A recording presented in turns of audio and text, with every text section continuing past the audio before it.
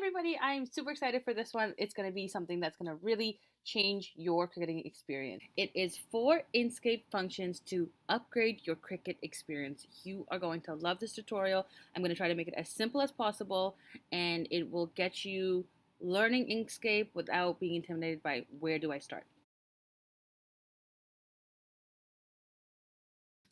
So for the first Cricut upgrade, it is basically writing at your script font without having to move anything around. Yeah, it's that simple. I know. But Cricut Design Space doesn't do this automatically, and so it can be a little bit of a pain to have to reduce the letter spacing and adjust everything that way. If you do this in Inkscape, it'll type it out the way it should. Okay, so so we have our happy birthday thing, but what I'm going to do before I take it to Cricut Design Space is actually go to Path and do Object to Path so that they're all their own letters. And then it's their own objects. We can go to Object and then group them again. And now let's save this as objects, not as text. Because Cricut Design Space, for some reason, doesn't like text coming in from other design software. So once you have it as an object, as you can see, you still have all of your letters right here, so you can ungroup them and then you can just move them around if you want. Take this happy birthday, and it works just the way objects would work in Cricut Design Space, but it takes much less time. And then once you're ready to cut, you can group it, weld it, and do whatever you need to do in Cricut Design Space. For upgrade number 2, I will be teaching you how to bold fonts that don't have a bold option in Cricut Design Space. If you want to see the very quick versions of these, you can go to my TikTok, link is in the description, and you can see a very quick overview of how to do these. So this is what we need to do. First of all, select your font, click on Path, Object to Path. This will make your text format into an object. Now you want to ungroup because you can't union something or unite something while it is grouped. And then we will click on Path again and Union. And this will just basically weld your word together again so it stays in place. Now, for the very important trick, you need to zoom out as far as you can so that the canvas is super tiny on your workspace. And then just click on your Our Adventure or word and make it as big as possible, just like this. This will help you control the outset a little bit better. You can zoom out even more if you'd like just try to get your canvas as small as possible on your page. Now select your phrase again, click on Path, and click on Outset. Now, it'll be a very subtle difference at first, but you can actually play with this as you like. So all you need to do is press Command and the right bracket and just slowly see the increase in the boldness of the text. So I'm just going to keep doing that until I get something I like.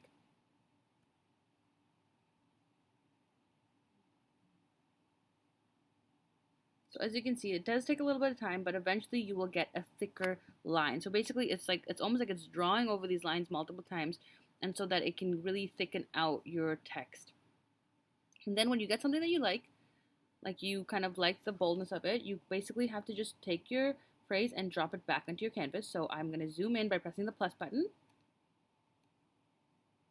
Reduce the size again of this so that it can fit onto your canvas. Keep doing that, keep kind of zooming in until you get your canvas onto your page. And there you go.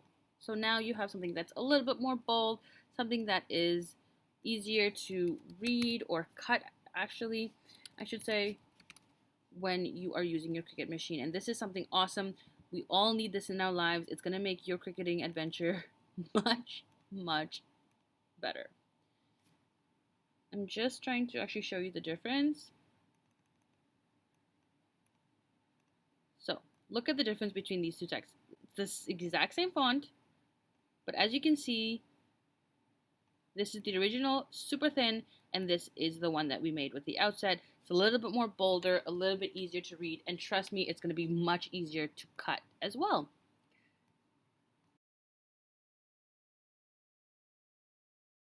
I will be showing you how to create a shadow or an offset in Inkscape. This is awesome if you want a background for your image or your text, and this is how it's done. So now I have my text here. It says happy birthday in Beauty Dina, and we'll do the same thing we did before. Object to path, object ungroup. As you can see, they're all ungrouped into their own little objects now. Click on path again and union. This will weld everything together, and now it's one piece. With the text still selected, click on path and linked offset. And there's a node. So you can see this node that appears here. You're going to click on that and just drag it. Actually, before we do that, click on this little button here, enable snapping, and unselect it or deselect it. And I'm just going to actually make this a different color so we can see it a little bit better. We'll make it pink. And there you go. As you can see, your offset is now being created, right? So you can make it as big as you want. You can make it a little background or a big shadow, whatever you'd like. Once you have it the way you like it to look, take your text and move it out of the way, because now we're going to clean up your shadow. Click on the nodes button, which is this one, edit path by nodes, and you're going to select, see all this stuff in the middle. You're basically, let's zoom in a little bit so I can show you, going to be deleting any of these nodes. I don't know why. Oh, sorry, I forgot a step. Okay, so now that you have your text moved away, you're going to click on Edit Path by Nodes, and first you're going to actually union your node, your shadow. And now I'm just actually going to go over all of these nodes that's in the middle and delete them. This cleans up your shadow and gets rid of any kind of like open spaces. You don't want your machine to be cutting inside of the background, right? Now, once that's done, let's zoom out again. You can take happy birthday and move it back onto your background, shadow, offset, go to object and align and distribute. I already have it open over here, and we'll just center everything. And that's it, there you go. So now you can group this if you'd like, and it will work perfectly fine in Cricut Design Space. It'll cut as 2 layers. You'll have your first layer, which is the letters, and the second layer, which is your background.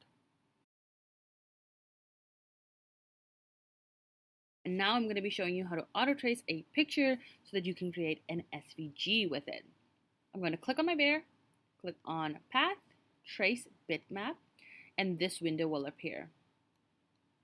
And you will basically, all you need to do is adjust your brightness threshold and press update until you get an image that you like.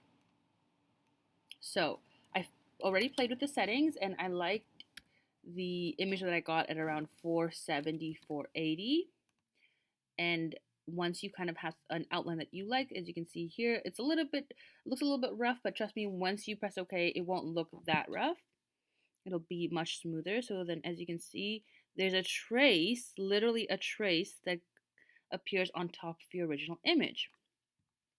Once you have something that you like, you can actually close that window, and I'm just going to resize it so you can see a little bit better. Now you have your SVG outline, and it looks awesome, but you actually also want the colors from the bear to upload into Cricut Design Space, and this is how you would do that. Click on your eyedropper tool, which is over here, and I'm going to be choosing this blue color.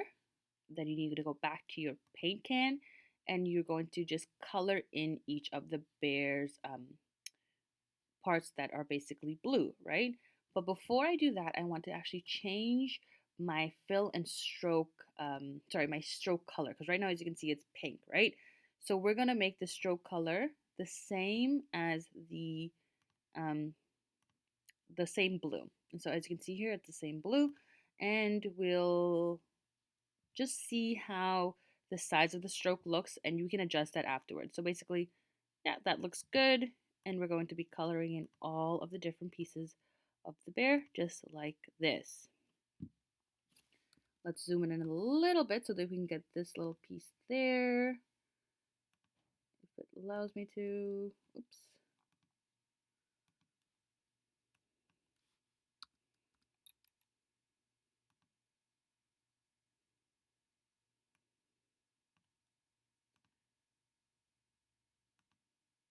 Just like that.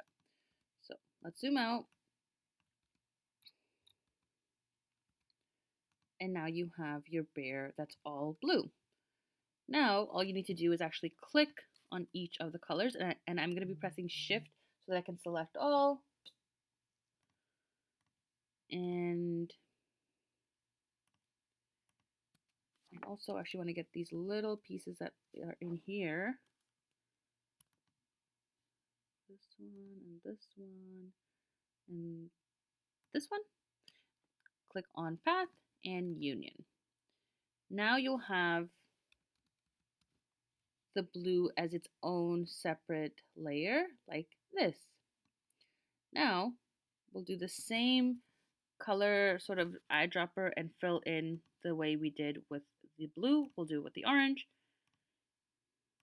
Oh, but before we do that again, make sure that you change, just do that, and make sure we change the stroke paint to orange as well. Oops, that's all right. And just color in all of the pieces. And we'll do the same thing for the orange, where I'm going to be selecting all of the different pieces. 1, 2, 3. All of the little pieces on the paw, all of the little pieces on the paw, and then click on Path and Union again. So now we have our orange layer. And then finally, for the pink layer, we'll do the exact same thing. Eyedropper, click on the pink, change the stroke paint, don't forget to be, let's just color this in first, and then we'll change the stroke paint to pink as well. And then let's just color in the rest of the bow tie. Once again, click on your selector tool, select all the pieces of the bow tie, and then Path and Union. And now you'll have your bow tie as well. And so when you go into Cricut Design Space, you'll have your bear, the outline, you'll have the blue, you'll have the bow tie, and you'll have the brown features as well. So when you go to cut, you'll actually be able to cut each individual piece separately, right? Which is awesome. Just like this. I'm actually going to just take the black outline and show you.